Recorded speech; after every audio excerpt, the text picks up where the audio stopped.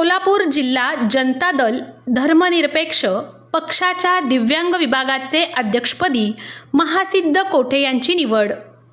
कर्नाटक राज्यातील सोलापूर जिल्ह्याला लागून असलेल्या महाराष्ट्र राज्यातील जिल्ह्यांमध्ये कन्नड भाषिक लोकांची मोठी लोकसंख्या आहे। शिवाय या भागातील कन्नड भाषिक लोक हे जनता दल म्हणजेच धर्मनिरपेक्ष पक्षाचे चाहते आणि समर्थक आहेत। यासाठी सोलापूर जिल्हा जनता दल धर्मनिरपेक्ष पक्षाच्या दिव्यांग विभागाचे अध्यक्ष महासिद्ध कोठे यांची नियुक्ती करण्यात आली आहे।